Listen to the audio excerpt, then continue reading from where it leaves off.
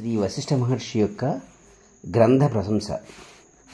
ఓ సర్వజనులారా, యోగ వాసిష్టము అనబడే ఈ మోక్ష శాస్త్రాన్ని 32,000 శ్లోకములతో మీ అందరి ముందు ఉంచుచున్నాను. ఇది సారవంతమైనది, అర్థప్రదాత మరియు నిర్వాణ ప్రదాత కూడా. ఒకానొకడు గాఢ నిద్రాపరవశుడై దీర్ఘకాలంగా ఉండి అప్పుడే నిద్రలేచి కళ్ళు తెరిచాడనుకోండి. ఆ గదిలో దీపం వెలుగుతూ ఉంటే ఆ దీప ప్రకాశంలో అతడు ప్రత్యేకమైన ఇచ్చ కలిగి ఉండకపోయినా అక్కడ ఉన్న వస్తువులను చూస్తాడు కదా. ఈ గ్రంథములోని విచారణను తెలుసుకొనుటకు ప్రయత్నించినంత మాత్రం చేత ఇచ్చ కలిగి ఉండకపోయినప్పటికీ నిర్వాణమగు మోక్షమును పొందగలడు.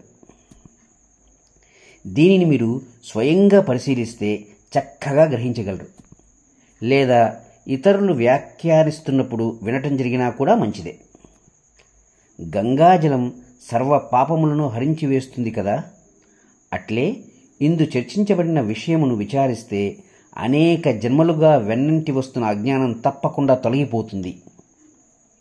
ఒకడు చీకట్లో త్రాడును చూచి అమ్మ బాబోయ్ ఇది పాము అని భ్రమిస్తూ సర్వ వికారములు పొందుచున్నాడనుకుందాం.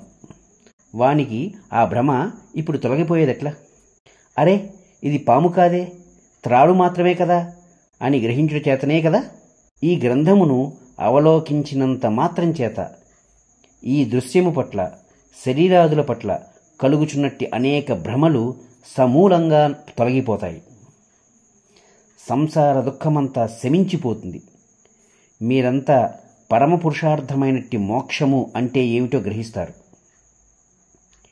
ఈ ఉత్తమ గ్రంథము వేదము వలె నిత్యము పఠించబడుగాక, పూజింపబడుగాక, వ్యాఖ్యానించబడుగాక.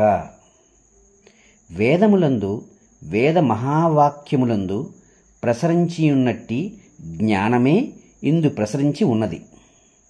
ఇందలి విచారణాసారానికి వేదములే ప్రమాణం. ఇందలి విషయము తెలుసుకొనుటచే జీవునికి కర్మ, జ్ఞానములు రెండూ కూడా పవిత్రవంతములవుతాయి. అనేక మంది తత్వజ్ఞానుల వేదాంత తర్క సిద్ధాంతములన్నీ కార్యకారణ సహితంగా ఇందు పరిశీలించబడ్డాయి. శాస్త్ర దృష్టిగల మహనీయులు దీనిని ఉత్తమ వేదాంత శాస్త్రముగా నిశ్చయించారు.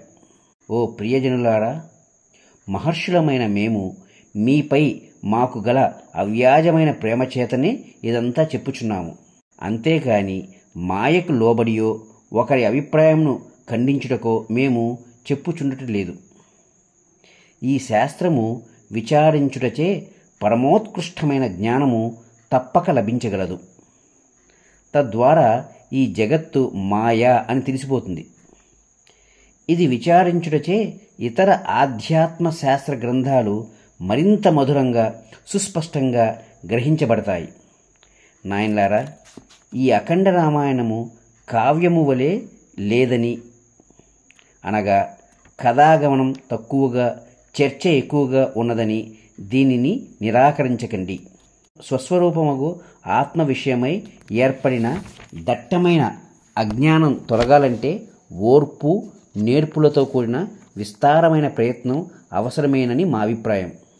అనేక రీతులైన ప్రవచనములు అవసరమే సుమా.